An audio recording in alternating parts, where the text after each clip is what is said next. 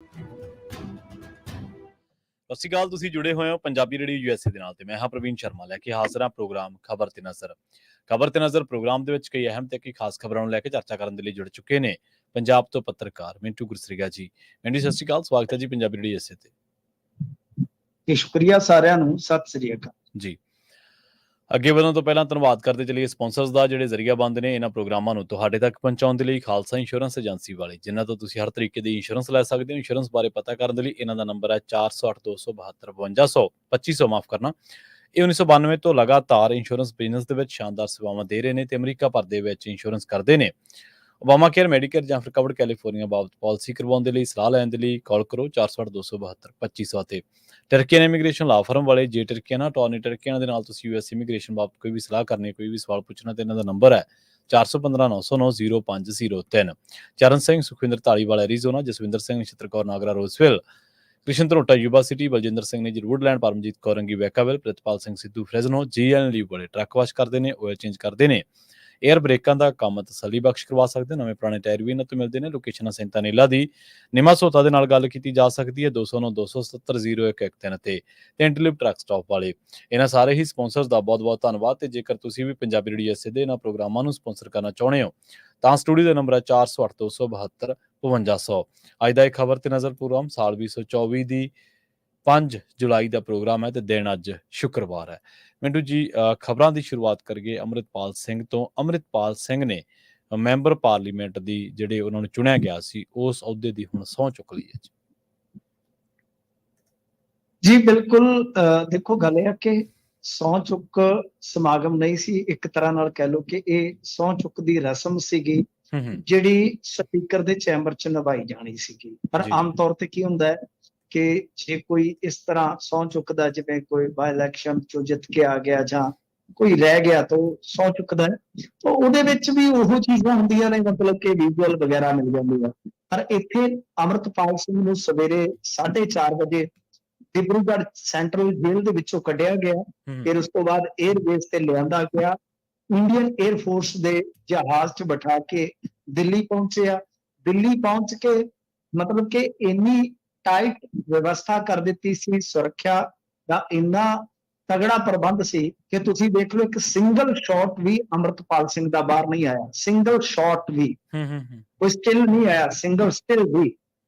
ਮਤਲਬ ਕਿ ਕੋਈ ਫੋਟੋਗ੍ਰਾਫ ਤੁਹਾਨੂੰ ਨਹੀਂ ਵੇਖਣ ਨੂੰ ਮਿਲੇਗਾ। ਨਹੀਂ ਤਾਂ ਆਮ ਤੌਰ ਤੇ ਜਦੋਂ ਇੰਡੀਆ ਦੇ ਟੌਪ ਦੇ ਬੈਸਟ ਫੋਟੋਗ੍ਰਾਫਰ ਉੱਥੇ ਹੋਣ ਤਾਂ ਕਿਸੇ ਨਾ ਕਿਸੇ ਐਂਗਲ ਤੋਂ ਫੋਟੋ ਜਿਹੜੀ ਹੈ ਉਹ ਨਿਕਲ ਜਾਂਦੀ ਹੈ। ਤਾਂ ਖੈਰ ਗੱਲ ਇਹ ਹੈ ਕਿ ਉਸ ਤੋਂ ਬਾਅਦ ਫਿਰ ਇਸ ਗੱਲ ਦੀ ਚਰਚਾ ਹੋਈ ਕਿ ਸਹੁੰ ਜਿਹੜੀ ਹੈ ਉਹ ਕਦੋਂ ਚੁਕਾਈ ਜਾਏਗੀ।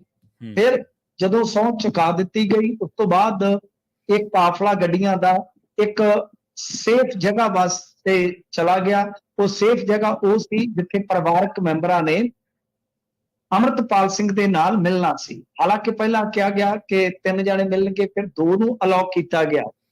ਉਸ ਤੋਂ ਬਾਅਦ 50 ਮਿੰਟ ਦੀ ਮੁਲਾਕਾਤ ਹੁੰਦੀ ਹੈ। 50 ਮਿੰਟ ਦੀ ਮੁਲਾਕਾਤ ਉਪਰੰਤ ਡਿਬਰੂਗੜ੍ਹ ਜੇਲ੍ਹ ਵਾਸਤੇ ਗਾਰਡ ਜਿਹੜੀ ਆ ਉਹ ਲੈ ਕੇ ਫਿਰ ਰਵਾਨਾ ਹੋ ਜਾਂਦੀ ਆ।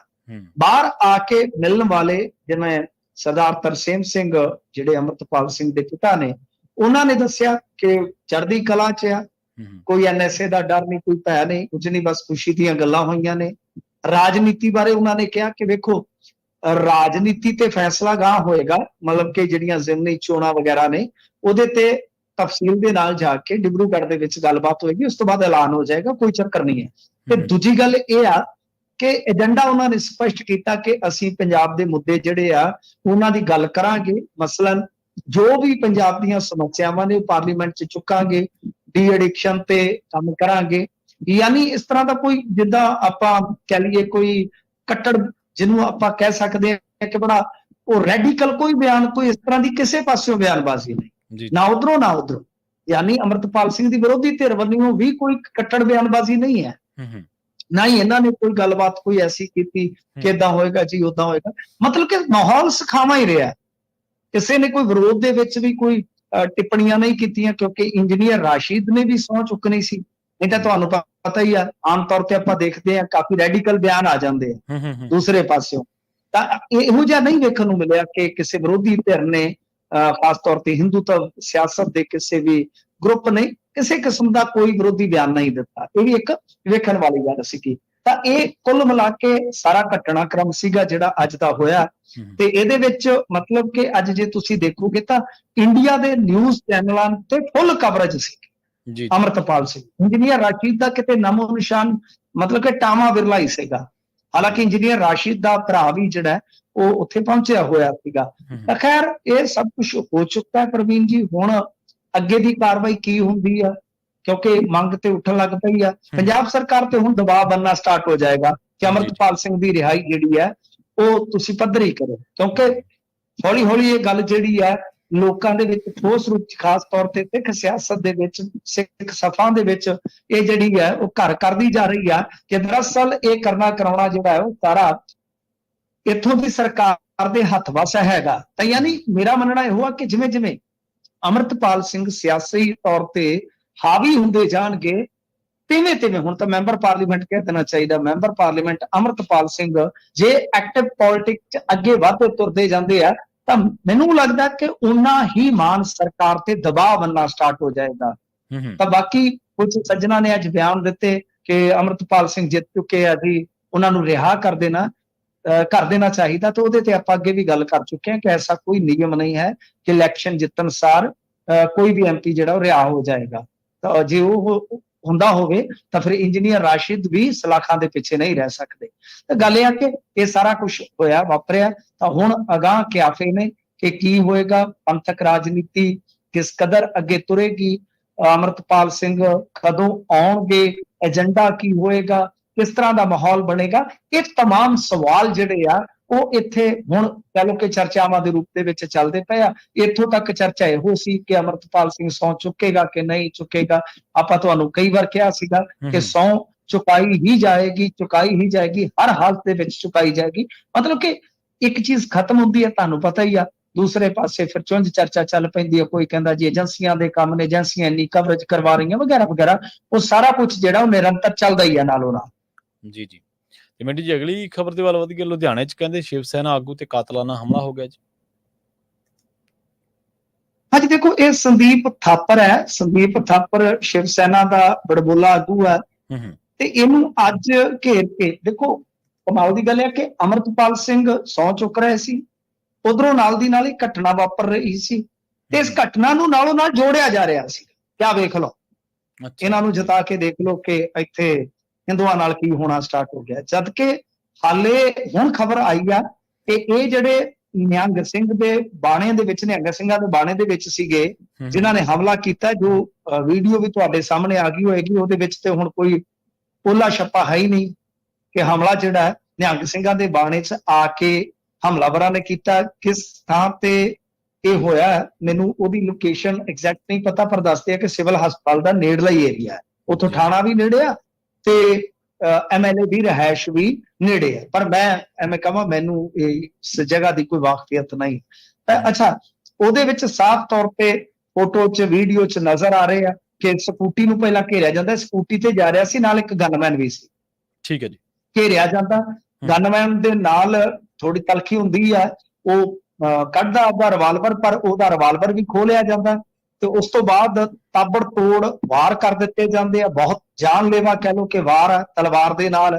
ਫਿਰ ਉਸ ਤੋਂ ਬਾਅਦ ਉਹੀਓ ਸਕੂਟੀ ਜਿਹੜੀ ਖੋਹ ਕੇ ਭੱਜ ਵਗਦੇ ਆ। ਹੁਣ ਖਬਰ ਆ ਰਹੀ ਆ ਕਿ ਤਿੰਨਾਂ ਨੂੰ ਸ੍ਰੀ ਫਤਿਹਗੜ੍ਹ ਸਾਹਿਬ ਤੋਂ ਗ੍ਰਿਫਤਾਰ ਕਰ ਲਿਆ ਗਿਆ। ਹਾਲਾਂਕਿ ਪੁਸ਼ਟੀ ਨਹੀਂ ਕਰ ਸਕਦੇ ਆਪਾਂ ਪ੍ਰਵੀਨ ਜੀ, ਪਰ ਇਹ ਖਬਰ ਆ ਰਹੀ ਹੈ, ਸੋਰਸਸ ਦੱਸ ਰਹੇ ਆ ਕਿ ਕਿਉਂਕਿ ਮਾਮਲਾ ਜੋ ਜਿਹੜਾ ਸੀ ਉਹ ਬਹੁਤ ਭਖਿਆ। ਤੁਹਾਨੂੰ ਪਤਾ ਕਿ ਹਿੰਦੂ ਜਥੇਬੰਦੀਆਂ ਜਿਹੜੀਆਂ ਮਤਲਬ ਕਿ ਸੋ ਕਾਲਡ ਆਗੂ ਜਿਹੜੇ ਉੱਥੇ ਬਣੇ ਹੁੰਦੇ ਨੇ, ਤਾਂ ਉਹ ਲੁਧਿਆਣੇ ਦੇ ਵਿੱਚ ਕਾਫੀ ਨੇ ਜਥੇਬੰਦੀਆਂ, ਤਾਂ ਉੱਥੇ ਹਿੰਦੂ ਭਾਈਚਾਰਾ ਵੀ ਖਾਸੀ ਗਿਣਤੀ 'ਚ ਆ। ਉਹ ਸੜਕਾਂ ਤੇ ਉਤਰ ਆਏ, ਉਹਨਾਂ ਨੇ ਬੰਦ ਦੀ ਕਾਲ ਦੇ ਦਿੱਤੀ ਆ ਕਿ ਅਸੀਂ ਕੱਲ ਨੂੰ ਬੰਦ ਕਰਾਂਗੇ। ਪਰ ਇਸੇ ਦਰਮਿਆਨ ਪੁਲਿਸ ਨੇ ਪ੍ਰੈਸ ਕਾਨਫਰੰਸ ਬੁਲਾ ਲਈ ਸੀਗੀ, ਪਤਾ ਨਹੀਂ ਹੁਣ ਕਦੋਂ ਕਰਨਗੇ, ਪਰ ਇਹ ਖਬਰ ਆਈ ਆ ਕਿ ਜਿਹੜੇ ਬੰਦੇ ਆ ਉਹ ਫੜੇ ਗਏ ਆ। ਤੇ ਗੱਲ ਇਹ ਆ ਕਿ ਇੱਧਰ ਇੱਕ ਵੀਡੀਓ ਵੀ ਜਿਹੜੀ ਹੈ ਸ਼ਾਇਦ ਪੋਸਟ ਕੀਤੀ ਗਈ ਆ, ਮੈਂ ਸੁਣੀ ਤਾਂ ਨਹੀਂ। ਉਹ ਕਹਿੰਦੇ ਆ ਕਿ ਬਈ ਕੋਈ ਬੋਲ ਰਹੇ ਨੇ ਉਹਦੇ ਵਿੱਚ ਕਿ ਜੋ ਵੀ ਸਾਡੇ ਧਰਮ ਮਰਿਆਦਾ ਤੇ ਸ਼ਹੀਦਾਂ ਦੇ ਖਿਲਾਫ ਬੋਲੇਗਾ ਅਸੀਂ ਉਹਨਾਂ ਦੇ ਨਾਲ ਵੈਸਾ ਹੀ ਕਰਾਂਗੇ ਜਿਹੋ ਜਿਹਾ ਅਸੀਂ ਅੱਜ ਲੁਧਿਆਣਾ 'ਚ ਕੀਤਾ। ਦੇਖੋ ਪ੍ਰਵੀਨ ਜੀ, ਗੱਲ ਜਿਹੜੀ ਹੈ ਕਿ ਆਪਾਂ ਇਸ ਗੱਲ ਤੋਂ ਇਨਕਾਰੀ ਨਹੀਂ ਕਿ ਇਹ ਕੁਝ ਬੰਦੇ ਐਸੇ ਬੰਦੇ ਆ ਜਿਹੜੇ ਕਿ ਬਹੁਤ ਹੀ ਜ਼ਿਆਦਾ ਕੁਰਖਤ ਬੋਲਦੇ ਆ, ਜੀ ਬਿਲਕੁਲ ਹੈਗੇ ਨੇ। ਬਹੁਤ ਕੁੜੱਤਣ ਪੈਦਾ ਕਰਦੇ ਮਾਹੌਲ 'ਚ, ਇਹਦੇ 'ਚ ਕੋਈ ਸ਼ੱਕ ਨਹੀਂ, ਕੋਈ ਦੋ ਰਾਏ। ਪਰ ਗੱਲ ਇਹ ਆ ਕਿ ਜਿਵੇਂ ਹੁਣ ਇਹ ਭਾਈ ਸਾਹਿਬ ਕਹਿ ਰਹੇ ਆ, ਮਾਫ ਕਰਨਾ, ਕਿ ਵੀਡੀਓ ਕਿਸੇ ਨੇ ਪੋਸਟ ਕੀਤੀ ਆ ਕਿ ਅਸੀਂ ਐਸਾ ਹੀ ਕਰਾਂਗੇ, ਤੇ ਜੇ ਉਹ ਗਨਮੈਨ ਗੋਲੀਆਂ ਮਾਰ ਦਿੰਦਾ ਮੌਕੇ ਤੇ, ਉਹਦਾ ਰਿਵਾਲਵਰ ਕੋਲੇ ਫਿਰ ਤੁਸੀਂ ਕੀ ਕਹਿਣਾ? ਹਾਂਜੀ, ਰਿਵਾਲਵਰ, ਚਲੋ ਡਰ ਗਿਆ ਬੰਦਾ, ਫਰਜ਼ ਕਰੋ ਦੋਵਾਂ ਨੂੰ ਗੋਲੀ ਮਾਰ ਦਿੰਦਾ, ਫਿਰ ਤੁਸੀਂ ਦੂਜੇ ਪਾਸੇ ਹੋ ਜਾਣਾ ਸੀ ਕਿ ਅੱਜ ਹੀ ਸਾਡੇ ਕੌਮ ਦੇ ਹੀਰੇ ਨੂੰ ਸਹੁੰ ਚੁਕਾਈ ਆ, ਅੱਜ ਇਹਨਾਂ ਨੇ ਸਾਡੇ ਬੰਦੇ ਮਾਰਤੇ। ਫਿਰ ਦੂਜੇ ਪਾਸੇ ਹੋ ਜਾਣਾ ਸੀਗਾ ਕਿ ਬਈ ਮਤਲਬ ਕਿ ਇਹਨਾਂ ਨੂੰ ਫੜਿਆ ਜਾਣਾ ਚਾਹੀਦਾ ਸੀਗਾ ਜੀ, ਕੋਰਟ 'ਚ ਪੇਸ਼ ਕੀਤਾ ਜਾਣਾ ਚਾਹੀਦਾ ਸੀ। ਪਰ ਤੁਸੀਂ ਦੇਖੋ ਕਿ ਕਿੰਨਾ ਗਲਤ ਤਰੀਕਾ ਹੈ ਕਿ ਜੀ ਅਸੀਂ ਏਦਾਂ ਕਰਾਂਗੇ, ਤਾਂ ਮਤਲਬ ਕਿ ਤੁਸੀਂ ਇੱਕ ਤਰ੍ਹਾਂ ਨਾਲ ਉਹਨਾਂ ਲੋਕਾਂ ਨੂੰ ਮੌਕਾ ਦੇ ਰਹੇ ਹੋ ਜਿਹੜੇ ਇਹੀ ਕਹਿ ਰਹੇ ਨੇ ਕਿ ਜਿਵੇਂ ਜਿਵੇਂ ਇਹ ਪੋਲਿਟਿਕਸ ਦੇ ਵਿੱਚ ਪਾਵਰ 'ਚ ਆਉਂਦੇ ਜਾਣਗੇ, ਤਿਵੇਂ ਜਿਹੜੀਆਂ ਦੂਸਰੀਆਂ ਮਾਈਨੋਰਿਟੀਜ਼ ਨੇ ਇੱਥੇ, ਅਕਲੀਅਤ ਨੇ ਇੱਥੇ ਜਿਹੜੀਆਂ ਪੰਜਾਬ ਦੇ ਵਿੱਚ, ਉਹ ਅਨਸੇਫ ਹੁੰਦੀਆਂ ਜਾਣਗੀਆਂ। ਤਾਂ ਕੀ ਤੁਸੀਂ ਉਹ ਧਾਰਨਾ ਸਿੱਧ ਕਰ ਰਹੇ ਹੋ? ਤੁਹਾਨੂੰ ਤਾਂ ਸਗੋਂ ਚਾਹੀਦਾ ਕਿ ਅਸੀਂ, ਚਲੋ ਠੀਕ ਆ ਵੀ ਇੱਕ ਦਾਇਰੇ 'ਚ ਰਹਿ ਕੇ ਬੋਲੋ, ਅਦਰਵਾਈਜ਼ ਕਾਨੂੰਨੀ ਕਾਰਵਾਈ ਕਰਵਾਓ। ਬਈ ਇਹ ਸਗੋਂ ਅਹਿਸਾਸ ਕਰਾਓ ਕਿ ਜੇ ਸਾਡਾ ਰਾਜ ਆਏਗਾ ਨਾ, ਅਸੀਂ ਪਾਵਰ ਚਾਹਾਂਗੇ ਤਾਂ ਅਸੀਂ ਤੁਹਾਡੀ ਪਹਿਰੇਦਾਰੀ ਕਰਾਂਗੇ। ਇਹ ਨਹੀਂ ਹੈ ਕਿ ਤੁਹਾਨੂੰ ਉੱਠ ਕੇ ਕੋਈ ਲੁੱਚਾ ਲਫੰਗਾ ਕਾਲ ਕਰੇਗਾ, ਡਰਾਵੇਗਾ, ਧਮਕਾਵੇਗਾ, ਕੋਈ ਲੀਡਰ ਕਾਲ ਕਰੇਗਾ, ਕੋਈ ਤੁਹਾਡੇ ਤੋਂ ਗਰਾਈ ਕਰੇਗਾ। ਤੁਸੀਂ ਤੇ ਸਗੋਂ ਇਸ ਤਰ੍ਹਾਂ ਦਾ ਮਾਹੌਲ ਪੈਦਾ ਕਰਨਾ ਹੈ ਨਾ। ਤਾਂ ਮੇਰੇ ਖਿਆਲ ਦੇ ਨਾਲ ਨਿੰਦਿਆ ਕਰਨੀ ਚਾਹੀਦੀ ਆ। ਠੀਕ ਆ, ਮੈਂ ਜਿਵੇਂ ਕਿਹਾ ਕਿ ਮੈਂ ਇਸ ਗੱਲ ਦੇ ਨਾਲ ਮੁਤਫਿਕ ਆ, ਇਹ ਬੰਦੇ ਕੁਛ ਹੈਗੇ। ਔਰ ਇੱਕ ਗੱਲ ਹੋਰ ਆ, ਇਹ ਉਹ ਬੰਦੇ ਆ ਜਿਨ੍ਹਾਂ ਦੇ ਨਾਲ ਲੁਧਿਆਣੇ ਸ਼ਹਿਰ ਦਾ ਪੂਰਾ ਹਿੰਦੂ ਵੀ ਨਹੀਂ ਤੁਰਦਾ। 100 'ਚ ਮੈਨੂੰ ਲੱਗਦਾ ਕਿ 10 ਬੰਦੇ ਮਸੀਂ ਤੁਰਦੇ ਹੋਣਗੇ ਇਹਨਾਂ ਦੇ ਨਾਲ, 10 ਵੀ ਨਹੀਂ ਤੁਰਦੇ।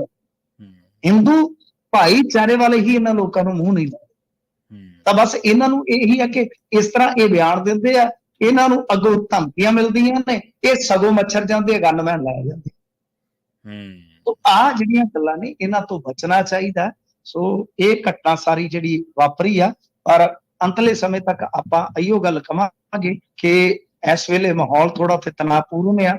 CMC ਦੇ ਵਿੱਚ ਇਹਨੂੰ ਸੰਦੀਪ ਥਾਪਰ ਨੂੰ ਦਾਖਲ ਕਰਵਾਇਆ ਗਿਆ, ਤੇ ਦੂਜੇ ਪਾਸੇ ਸੋਰਸਸ ਦੇ ਜ਼ਰੀਏ ਖਬਰ ਆ ਰਹੀ ਆ ਕਿ ਬੰਦੇ ਫੜੇ ਗਏ ਨੇ। ਚਲੋ ਮੇਰੇ ਖਿਆਲ ਦੇ ਨਾਲ ਹੁਣ ਇਹਨਾਂ ਨੂੰ ਚਾਹੀਦਾ ਕਿ ਬਹੁਤਾ ਨਹੀਂ ਵਧਾਉਣਾ ਚਾਹੀਦਾ ਮਾਮਲਾ। ਜੇ ਕਿਸੇ ਨੇ ਜੁਰਮ ਕੀਤਾ ਹੈ, ਆਪੇ ਹੁਣ ਅਦਾਲਤ ਵੇਖੇ, ਪਰ ਜੇ ਗਾਂ ਬੰਦ ਕਰਨਾ ਜਾਂ ਬੰਦ ਕਰਕੇ ਫਿਰ ਉਹ ਕੱਟੜਤਾ ਵਾਲੇ ਬਿਆਨ ਦੇਣੇ ਆ, ਤਾਂ ਉਹ ਮਾਹੌਲ ਨੂੰ ਫਿਰ ਗਾਂ ਤੁਹਾਨੂੰ ਪਤਾ ਹੀ ਹੈ ਤਣਾਅਪੂਰਨ ਤੇ ਤੂਲ ਦੇਣ ਵਾਲੀ ਗੱਲ ਹੈ। ਅਸੀਂ ਵੀ ਨਿਖੇਧੀ ਕਰ ਰਹੇ ਹਾਂ ਕਿ ਨਹੀਂ, ਏਦਾਂ ਨਹੀਂ ਹੋਣਾ ਚਾਹੀਦਾ। ਹਾਂ, ਵਿਚਾਰਕ ਲੜਾਈ ਹੈ, ਵਿਚਾਰਾਂ ਆਧਾਰਿਤ ਲੜਨੀ ਚਾਹੀਦੀ ਹੈ, ਪਰ ਕਿਸੇ ਦੇ ਧਰਮ ਨੂੰ, ਕਿਸੇ ਦੇ ਮਜ਼ਹਬ ਨੂੰ, ਜੇ ਕਿਸੇ ਨੂੰ ਕੋਈ ਸ਼ਹੀਦ ਮੰਨਦਾ, ਜਾਣ ਕੇ ਟਾਰਗੇਟ ਨਾ ਕਰੋ ਯਾਰ। ਤੁਸੀਂ ਵੀ ਤਾਂ ਮੰਨਦੇ ਹੋ ਨਾ, ਤੁਹਾਡੇ ਚ ਕੁਝ ਨੱਥੂਰਾਮ ਗੌਡਸੇ ਨੂੰ ਮੰਨਦੇ, ਕੀ ਪ੍ਰੋਬਲਮ ਹੈ?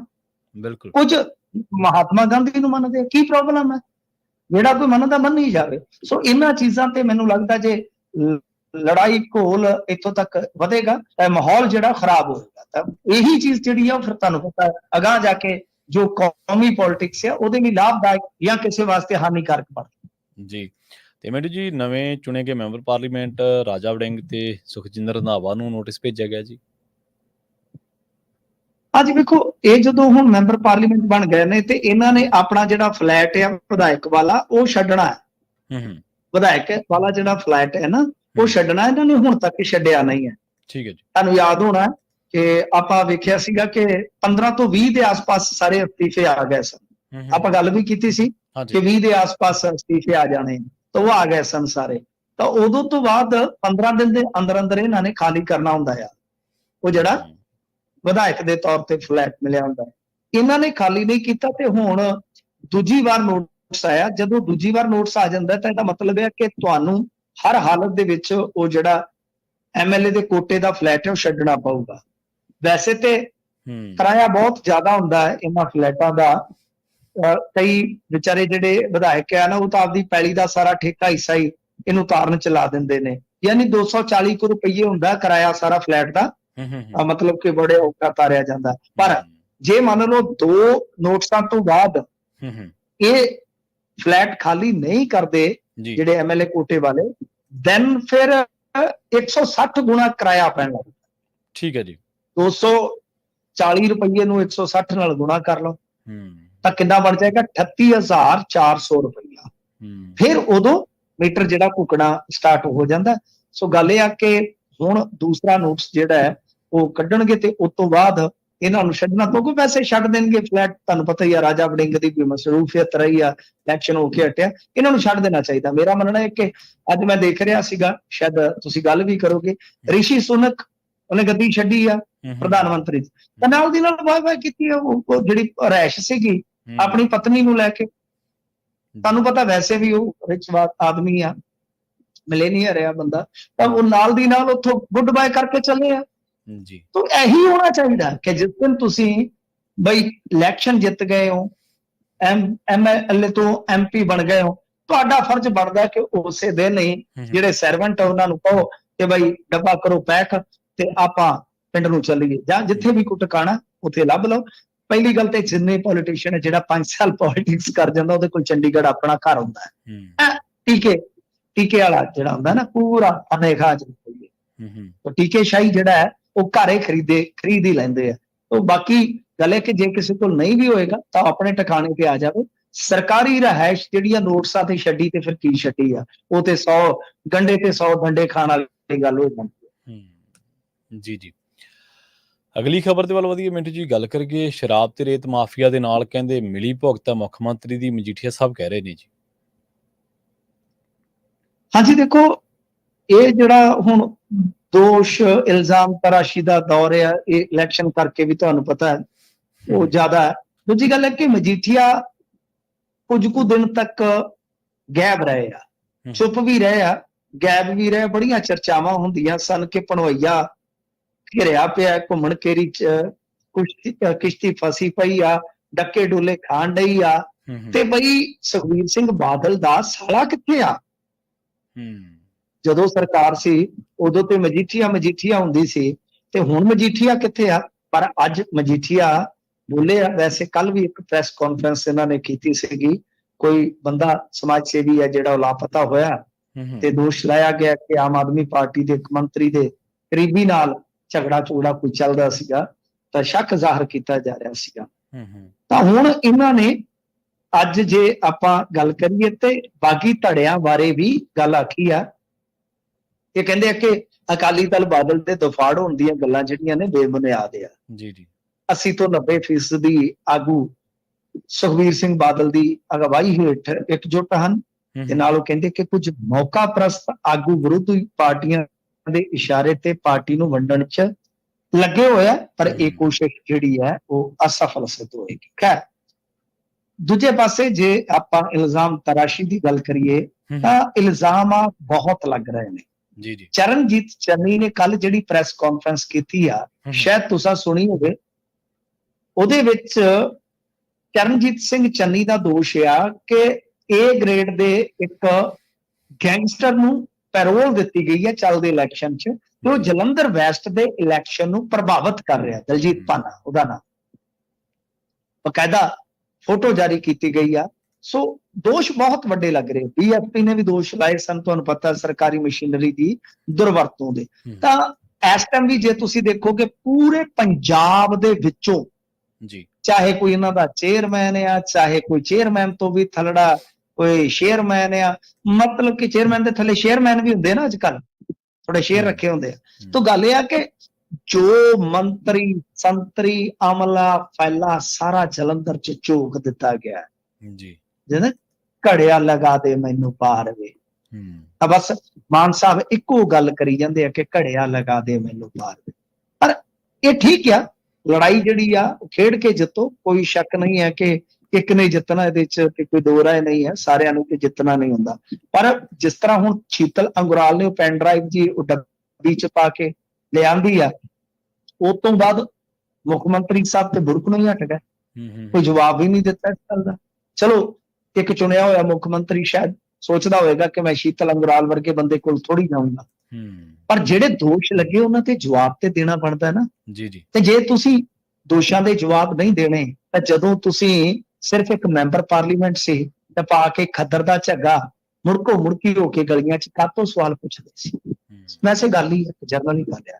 ਤਾਂ ਖੈਰ ਹੁਣ ਇਹਨਾਂ ਨੇ ਦੋਸ਼ ਲਾਏ ਆ ਕਿ ਬਈ ਮੁੱਖ ਮੰਤਰੀ ਦੀ ਸ਼ਰਾਬ ਅਤੇ ਰੇਤ ਮਾਫੀਆ ਨਾਲ ਮਿਲੀ ਭੁਗਤ ਆ, ਤੇ ਉਹ ਕਹਿੰਦੇ ਆ ਜੀ ਕਿ ਇਹਨਾਂ ਤੋਂ ਇਨਸਾਫ ਦੀ ਉਮੀਦ ਕਰਨੀ ਜਿਹੜੀ ਉਹ ਠੀਕ ਨਹੀਂ ਹੈ।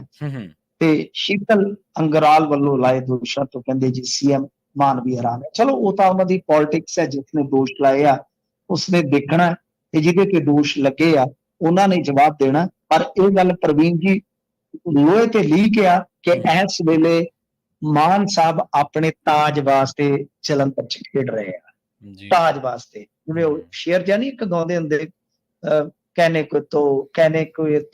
कहने के लिए तो मुर्गे के सर पे भी ताज होता है, याद है ना ਤੁਹਾਨੂੰ? ਉਹ ਰਟਿਆ ਜਾਈਏ, ਉਹ ਗੁਜਰਾਤ ਚ ਵੀ ਛੰਡ ਦਿੰਦੇ ਆ, ਤਮਿਲਨਾਡੂ ਚ ਵੀ ਛੰਡ ਦਿੰਦੇ ਆ। ਤਾਂ ਜਿਹੜਾ ਉਹ ਤਾਜ ਹੈ ਨਾ ਹੁਣ ਅਸਲ ਦੇ ਵਿੱਚ ਉਹ ਤਾਜ ਦਾ ਤੇ ਲੱਗਿਆ, ਤਾਜ ਦਾ ਤੇ ਲੱਗਿਆ। ਸੋ ਇਸ ਕਰਕੇ ਮੇਰੇ ਖਿਆਲ ਦੇ ਨਾਲ ਹੁਣ ਇਹਨਾਂ ਨੇ ਜਵਾਬ ਦੇਣਾ ਵੀ ਨਹੀਂ ਹੈ, ਦਿਨ ਥੋੜੇ ਹੀ ਰਹਿ ਗਏ ਆ, 3 ਦਿਨ ਪ੍ਰਚਾਰ ਦੇ ਹੈਗੇ, ਤੇ ਇਸ ਤਰ੍ਹਾਂ ਇਲਜ਼ਾਮ ਤਰਾਸ਼ੀਆਂ ਦਾ ਦੌਰ ਜਿਹੜਾ ਚੱਲੇਗਾ ਜ਼ਰੂਰ। ਪਰ ਮੈਨੂੰ ਲੱਗਦਾ ਕਿ ਮਾਨ ਸਾਹਿਬ ਤੋਂ ਹੁਣ ਜੇ ਜਵਾਬ ਦੀ ਆਪਾਂ ਉਡੀਕ ਕਰੀਏ ਤਾਂ ਇਹ ਫਿਰ ਬਾਈ ਟਾਈਮ ਦੀ ਵੇਸਟੇਜ ਹੈ। ਤੇ ਮਿੰਟੂ ਜੀ, ਸੋਸ਼ਲ ਮੀਡੀਆ ਉੱਤੇ ਤੇ ਵੀ ਚਰਚਾ ਚੱਲਦੀ ਰਹੀ ਕਿ 70 ਸਾਲਾਂ ਦੇ ਵਿੱਚ ਪਹਿਲੀ ਵਾਰ ਹੈ ਕਿ ਮੁੱਖ ਮੰਤਰੀ ਵਾਰਡ ਦੀ ਇੱਕ ਮੀਟਿੰਗ ਨੂੰ ਜਾਂ ਵਾਰਡ ਦੀ ਇੱਕ ਇਕੱਠ ਨੂੰ ਸੰਬੋਧਨ ਕਰ ਰਿਹਾ। ਅਰੇ ਬਾਬਾ ਜੀ, ਗੱਲ ਇਹ ਹੈ ਕਿ ਉਹ ਤੇ ਸਾਬਕਾ ਕਾਉਂਸਲਰ ਨੂੰ ਗੱਲ 'ਚ ਸਾਫਾ ਪਾ ਕੇ ਲਿਆ ਰਹੇ ਨੇ ਪਾਰਟੀ।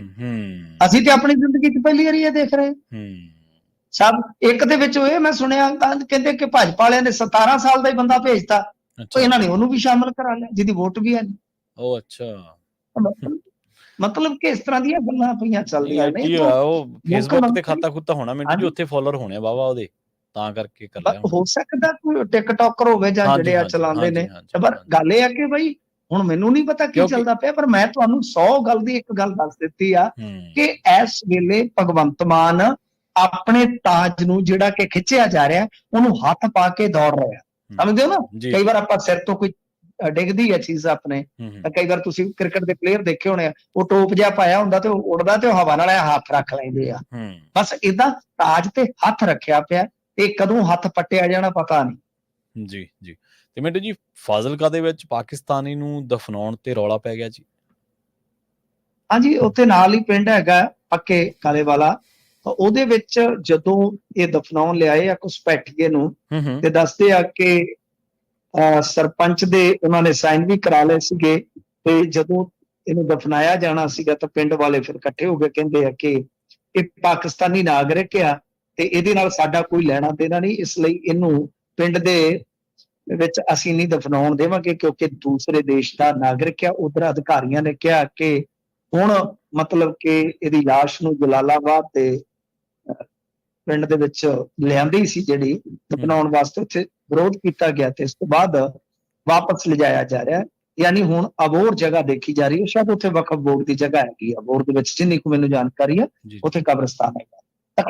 ਪਰ ਗੱਲ ਇਹ ਹੈ ਕਿ ਇਹ ਤੇ ਸੰਕੀਰਣ ਜੀ ਸੋਚ ਹੈ। ਮੇਰਾ ਮੰਨਣਾ ਜਿਹੜਾ ਬੰਦਾ ਮਰ ਚੁੱਕਾ, ਮਿੱਟੀ ਹੋ ਚੁੱਕਾ ਯਾਰ, ਉਹਨੂੰ ਜੇ 2 ਗਜ਼ ਜ਼ਮੀਨ ਦੇ ਦਿਆਂਗੇ ਤੇ ਕਿੱਡੀ ਕੋ ਗੱਲ ਆ। ਜਿਹੜੇ ਲੋਕ ਇਸ ਤਰ੍ਹਾਂ ਦੇ ਹੁੰਦੇ ਆ, ਪਤਾ ਨਹੀਂ ਉਹ ਮੈਂਟਲੀ ਅਪਸੈਟ ਹੋਏਗਾ, ਕੀ ਹੋਏਗਾ ਕੀ ਨਹੀਂ ਹੋਏਗਾ, ਗੋਲੀ ਦਾ ਸ਼ਿਕਾਰ ਹੋ ਗਿਆ, ਖਤਮ ਹੈ ਕਹਾਣੀ, ਬਸ ਕਿੱਡੀ ਕੋ ਗੱਲ ਹੈ। ਮੇਰਾ ਮੰਨਣਾ ਹੈ ਕਿ ਇਸ ਤਰ੍ਹਾਂ ਦੀ ਸੋਚ ਕੇ ਉਹ ਦੂਜੇ ਦੇਸ਼ ਦਾ ਯਾਰ ਇਨਸਾਨ ਹੈ, ਪੰਜਾਬੀ ਨੂੰ ਤੇ ਏਦਾਂ ਨਹੀਂ ਸੋਚਣਾ ਚਾਹੀਦਾ।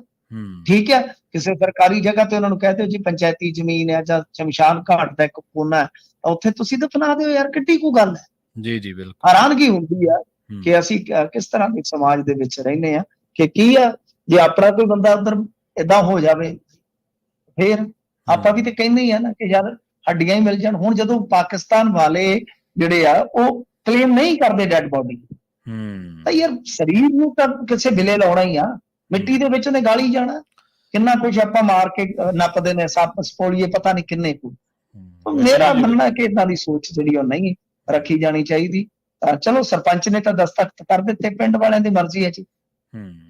ਮਿੰਟੂ ਜੀ, ਜਿਹੜੇ ਸਿਆਣੇ ਬੰਦੇ ਆ ਉਹ ਕਹਿੰਦੇ ਵੀ ਇੱਕ ਜਿਉਂਦੇ ਮਨੁੱਖ ਦੀ ਤਾਂ ਚਲੋ ਉਹ ਤਾਂ ਸਤਿਕਾਰ ਤਾਂ ਹੈ ਹੀ ਹੈ, ਸਮਾਜ ਦੇ ਵਿੱਚ ਉਹਦਾ ਸਤਿਕਾਰ ਹੋਣਾ ਚਾਹੀਦਾ, ਸਨਮਾਨ ਹੋਣਾ ਚਾਹੀਦਾ, ਪਰ ਕਹਿੰਦੇ ਲਾਸ਼ ਨੂੰ ਤਾਂ ਵਿਸ਼ੇਸ਼ ਸਨਮਾਨ ਮਿਲਣਾ ਚਾਹੀਦਾ ਜੇਕਰ ਤੁਹਾਡਾ ਮੁਆਸ਼ਰਾ ਦਿਮਾਗੀ ਤੌਰ ਤੇ ਸਿਹਤਮੰਦ ਆ ਤਾਂ। ਇਹ ਦੇਖੋ, ਚਲੋ ਮੈਂ ਨਹੀਂ ਕਹਿੰਦਾ ਕਿ ਸਾਡਾ ਜਿਹੜਾ ਮੁਆਸ਼ਰਾ ਹੈ ਉਹ ਦਿਮਾਗੀ ਤੌਰ ਤੇ ਅਪਸੈਟ ਹੈ, ਪਰ ਮੈਂ ਇੱਕ ਗੱਲ ਜ਼ਰੂਰ ਕਹਿਣਾ ਕਿ ਸਾਨੂੰ ਸੋਚ ਥੋੜੀ ਜਿਹੀ ਖੁੱਲੀ ਰੱਖਣੀ ਚਾਹੀਦੀ ਹੈ।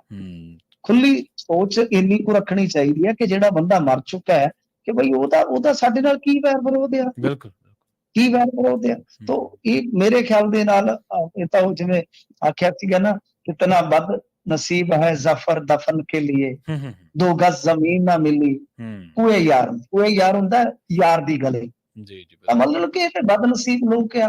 ਹੁਣ ਅੱਜ ਗਜਿੰਦਰ ਸਿੰਘ ਚਲਾਣਾ ਕਰ ਗਏ ਨੇ। ਹਾਂਜੀ ਹਾਂਜੀ ਦੇਖੋ ਜਿਹੜੇ ਲੋਕ, ਮੈਂ ਉਹਨਾਂ ਦੀ ਪੋਸਟ ਵੀ ਪੜ੍ਹੀ ਹੈ ਜਿਹੜੇ ਖਾਲਿਸਤਾਨ ਦਾ ਸਮਰਥਨ ਨਹੀਂ ਕਰਦੇ, ਪਰ ਜਲਾ ਵਤਨੀ ਉਹਨਾਂ ਦੀ ਪਤਨੀ, ਉਹਨਾਂ ਦੀ ਸਾਰੀ ਜ਼ਿੰਦਗੀ ਪੜ੍ਹਿਓ ਕਿਤੇ ਕਿ ਕਿਸ ਤਰ੍ਹਾਂ ਹਾਈਜੈਕਿੰਗ ਤੋਂ ਬਾਅਦ ਪਰਿਵਾਰ ਨਾਲ ਬੀਤੀ। ਸੋ ਪਤਨੀ ਕਿੰਨੇ ਦੇਸ਼ਾਂ 'ਚ ਅਸਾਈਲਮ ਲਈ ਜਾਂਦੀ ਹੈ, ਉਹ ਰਿਜੈਕਸ਼ਨ ਹੁੰਦੀ ਹੈ, ਫਿਰ ਮੁੜਦੇ ਆ ਜਰਮਨ 'ਚ ਜਾਂਦੇ ਆ, ਜਰਮਨ 'ਚੋਂ ਫਿਰ ਪਾਕਿਸਤਾਨ। ਮਤਲਬ ਕਿ ਸਾਰੀ ਜ਼ਿੰਦਗੀ ਪਰਿਵਾਰ ਜਿਹੜਾ ਇੱਧਰ ਉੱਧਰ, ਚਲੋ ਉਹਨਾਂ ਦੀ ਬੇਟੀ ਸੀਗੀ ਪੜ੍ਹ ਲਿਖ ਗਈ, ਸ਼ਾਦੀ ਹੋ ਗਈ ਯੂਕੇ ਦੇ ਵਿੱਚ। ਪਰ ਗੱਲ ਇਹ ਆ ਕਿ ਹਿਸਾਬ ਲਾ ਲਓ 84 ਮੈਨੂੰ ਲੱਗਦਾ ਮੁਕੱਦਮਾ ਚੱਲ ਕੇ ਸਜ਼ਾ ਤੇ ਪਹੁੰਚਦਾ, ਉਸ ਤੋਂ ਬਾਅਦ 14 ਸਾਲ ਦੀ ਸਜ਼ਾ ਕੱਟਦੇ ਤੇ ਜਲਾ ਵਤਨੀ ਦੇਖ ਲਓ।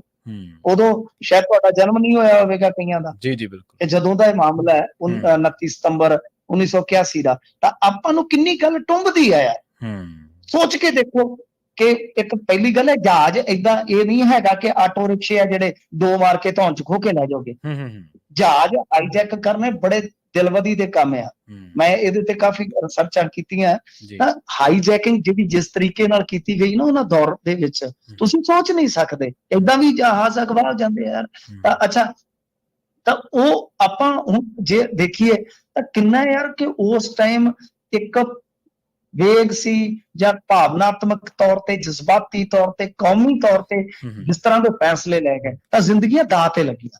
ਤਾਂ ਕਿੰਨਾ ਦਰਦ ਹੋ ਰਿਹਾ ਨਾ ਕਿ ਯਾਰ ਗਜਿੰਦਰ ਸਿੰਘ ਉਹ ਅਖੀਰਲੀ ਵਾਰ ਆਪਣੀ ਧਰਤੀ ਤੇ ਵੀ ਪੈਰ ਨਹੀਂ ਰੱਖ ਸਕੇ। ਆਪਾਂ ਨੂੰ ਦਰਦ ਹੈ ਨਾ, ਇਹੀ ਦਰਦ ਯਾਰ ਦੂਜੇ ਵਾਸਤੇ ਵੀ ਮਹਿਸੂਸ ਕੀਤਾ ਜਾ ਸਕਦਾ ਕਿ ਚਲੋ ਮਰ ਕੇ ਆਪਣੇ ਵਤਨ ਨਹੀਂ ਜਾ ਸਕਦਾ, ਪਿੰਡ ਨਹੀਂ ਜਾ ਸਕਦਾ, ਐਟ ਲੀਸਟ ਯਾਰ ਇਹ ਦੇਸ਼, ਇਹ ਚੜ੍ਹਦਾ ਲਹਿੰਦਾ ਪੰਜਾਬ ਇੱਕੋ ਸੀ, ਇੱਥੇ ਕੋਈ 2 ਗਜ ਜ਼ਮੀਨ ਤੇ ਦਿੱਤੀ ਜਾ ਸਕਦੀ ਆ। ਬਿਲਕੁਲ ਜੀ ਜੀ। ਮਿੰਟੂ ਜੀ, ਇਹਨਾਂ ਖਾਸ ਖਬਰਾਂ ਤੇ ਖਾਸ ਜਾਣਕਾਰੀਆਂ ਦੇ ਲਈ ਤੁਹਾਡਾ ਬਹੁਤ ਬਹੁਤ ਧੰਨਵਾਦ ਜੀ। ਜੀ ਸ਼ੁਕਰ ਜੀ। ਪ੍ਰੋਗਰਾਮ ਖਬਰ ਤੇ ਨਜ਼ਰ ਨੂੰ ਆਪਾਂ ਇੱਥੇ ਹੀ ਸਮਾਪਤ ਕਰਾਂਗੇ। ਤੁਹਾਡਾ ਸਾਰਿਆਂ ਦਾ ਵੀ ਬਹੁਤ ਧੰਨਵਾਦ। ਸਤਿ ਸ਼੍ਰੀ ਅਕਾਲ। ਜੁੜੇ ਰਹੋ ਪੰਜਾਬੀ ਰੇਡੀਓ USA ਦੇ ਨਾਲ।